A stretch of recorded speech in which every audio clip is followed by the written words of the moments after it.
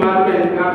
جو میں حدیث کا حصہ پڑھا اس کے اندر حضور نبی کریم صلی اللہ علیہ وسلم فرمائے نماز اس طریقے سے پڑھو جس طرح مجھے پڑھتے ہوئے دیکھتے. آج ہم ہمارے حساب سے نماز نہیں, ہم جو ہے نماز اس طریقے سے پڑھیں. ایک ڈاکٹر ہے, ڈاکٹر کیا کیا, ایک بیمار کو دوا دیا. مثال اس لیے دینا ہے تاکہ ہمارے ذہنوں میں بات بیٹھ جائے, تاکہ ہمارے ذہنوں کے اندر بات بیٹھ جائے. مثالیں دینے کا مقصد یہ ہے کیونکہ اللہ کی بات سنانے کے لیے اللہ کسی مثال کے محتاج نہیں ہے. اللہ کسی مثال کے محتاج نہیں ہے. مثال ہمارے ذہنوں کے واسطے دینا ہے. ایک ڈاکٹر ہے, ڈاکٹر کیا کیا, ایک بیمار کو دوا دیا. دوا کیا کیا, یہ دوا فلانے وقت کھانا ہے, یہ دوا فلانے وقت کھانا ہے, اس کی مقدار اتنی ہے, اس کی مقدار اتنی ہے, اس کو روزانہ اتنا کھانا ہے, اس کو 2 دن میں اتنا کھانا ہے. تو ڈاکٹر کی بات کو میں نہیں سنا, ڈاکٹر کی بات کو ہم نہیں سنے.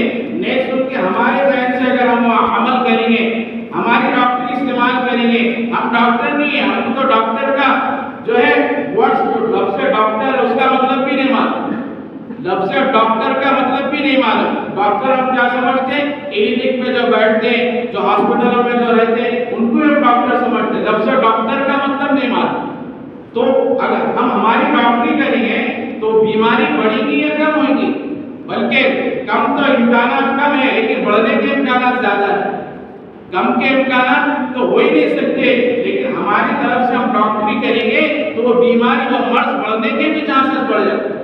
تب ہمارے حساب سے اگر عبادت کریں گے, ہمارے حساب سے اگر ہم نماز پڑھیں گے, ہمارے حساب سے اگر اللہ کا ذکر کریں گے, ہمارے حساب سے مسجد کا ہم احترام نہیں کریں گے, ہمارے حساب سے ہم تمام چیزیں ہمارے حساب سے ہمارے اعمال کریں گے, تو وہ اعمال قابل قبول نہیں ہے. ہو سکتا وہ اعمال کی وجہ سے ہماری گرفت بھی ہو جائے, ہو سکتا اس اعمال کی وجہ سے ہماری پکڑ بھی ہو جائے, کیونکہ اللہ کا فرمان الگ, نبی کا فرمان الگ اور ہمارا طریقہ الگ. ہم معلوم کرنے کی کوشش بھی نہیں کر رہے کہ میرے نبی کا کیا طریقہ ہے, میرے اللہ کا کیا حکم ہے.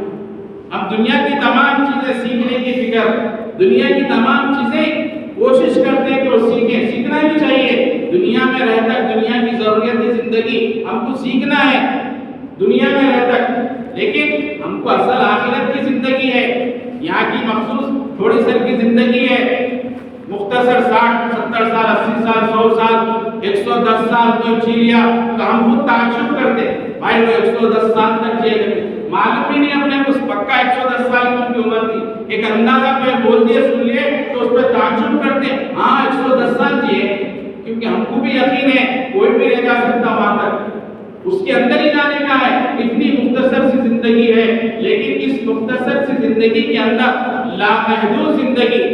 امام غزالی رحمۃ اللہ علیہ کا ایک قول ہے, وہ فرماتے ہیں, ایک مثال دے کے سمجھاتے ہیں, یہ سمجھاتے ہیں کہ یہاں کی زندگی کی مثال اور وہاں کی زندگی کی مثال فرماتے ہیں. یہاں کی زندگی ایسی ہے جیسا سمندر کے اندر ایک سوئی ڈوبا ہے, ایک سوئی کو جتنا پانی لگتا وہ یہاں کی زندگی اور وہاں کی سمندر. ایک اور مثال سمجھائے ہیں کہ زمین سے لے کے آسمان تک اگر رائے کے دانے سے دنیا کو بھر دیں, زمین سے لے کے آسمان تک, علماء کرام فرماتے ہیں کہ زمین سے لے کے آسمان تک جو راستہ ہے, جو وقت لگتا ہے مسافر, فرماتے ہیں کہ 500 برس. ایک اندازہ کہ فرمایا 500 برس کی مسافر زمین سے لے کے آسمان تک. غور کریں, مثال دے کے سمجھائیں وہاں کی زندگی کے لیے. زمین سے لے کے آسمان تک اگر رائے کے دانے سے بھر دیں تو 1000 سال تک ایک چھری مسلط کر دیں کہ 1000 سال کے بعد آنا, ایک دانہ اٹھا کے لے کے جانا, پھر اس کا دوسرے سال تیسرے سال اس کا کوئی آنا جانا نہیں, پھر 1000 سال مکمل ہونا, پھر دوسرے 1000 سال کے بعد آنا, پھر دوسرا دانہ اٹھا کے لے کے جانا. تو فرمایا وہاں یہاں کے جتنے دانے جو ہے جمع وہ تمام کے تمام ہو سکتا ختم ہو جائیں, لیکن وہاں کی زندگی ختم نہیں. لامحدود زندگی ہے. اس لامحدود زندگی کے لیے یہ محدود زندگی کے اندر تیاری ہے. یہ محدود زندگی کے اندر ہمارے عیش و آرام کے ساتھ اگر ہم زندگی گزاریں گے, ذری سر کی زندگی, ذری سر کی لذت کے ساتھ ہم زندگی گزاریں گے, تو علماء کرام ایک مثال دیے, ایک جملہ فرمائے کہ فرمایا کیا فرمائے, لذت کے لیے گناہ کر لیتے لوگ, لذت کے لیے گناہ کر لیتے ہیں لوگ، لیکن لذت چلے جاتی ہے، گناہ باقی ہے۔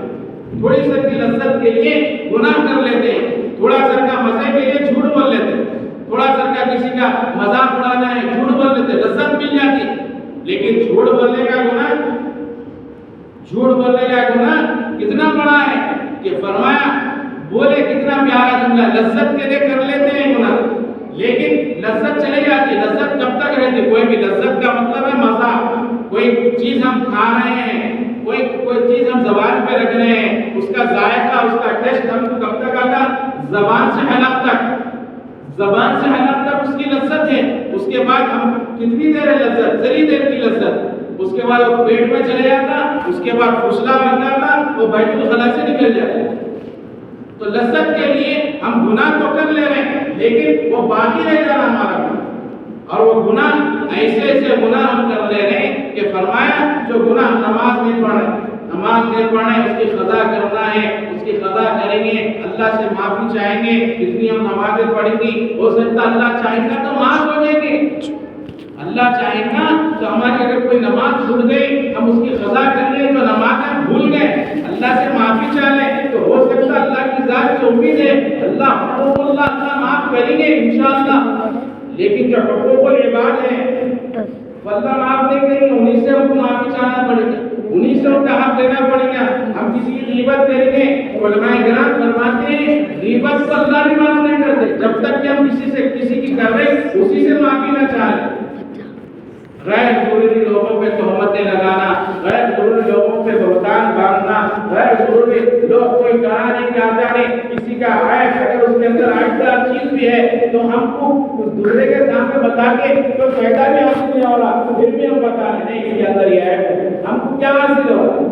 ہم کو کوئی چیز حاصل نہیں ہو رہی۔ اگر میرا عیب کسی کے سامنے آپ بتا رہے ہیں تو میرا عیب بتانے سے آپ کا کوئی فائدہ نہیں ہے اور میرا بھی کوئی نقصان نہیں ہے، لیکن میرا عیب بتانے میں آپ گناہگار ہو جائے، گناہ باقی رہ جا رہا، اور جب تک آپ معافی نہیں چاہیں گے، آپ فرمائے علماء کرام فرماتے ہیں ہم جو غیبت کرے ہیں وہ غیبت کے الفاظ بھی استعمال کریں اس کے سامنے، دیکھو بھائی میں تمہاری غیبت ان الفاظ کے ساتھ اس کے سامنے کرا، میں تمہارے سے معذرت خواہ ہوں، میں تمہارے سے معافی چاہتا ہوں تو معاف کر دو، تو الفاظ سننے کے بعد وہ معافی کو معاف کر دے تو ہماری معافی، کتنا بڑا گناہ ہے غیبت، ہم بڑی آسانی کے ساتھ کریں، اس سے ہم بچیں، اور غیبت سے، جھوٹ سے، چغل خوریوں سے، بدکاریوں سے بڑی بری چیزیں ہیں، اس سے بچنے کی مکمل کوشش کریں اور نمازوں کی پابندی کریں، نماز کے اندر اخلاص کو پیدا کریں، نماز کے اندر ہم ریاکاری سے بچیں، نماز جو چیزوں سے منع کر رہی ہے ہم اس سے بچ جائیں، نماز میں اللہ تبارک و تعالیٰ خود فرما رہے ہیں کہ نماز جو ہے بے حیائی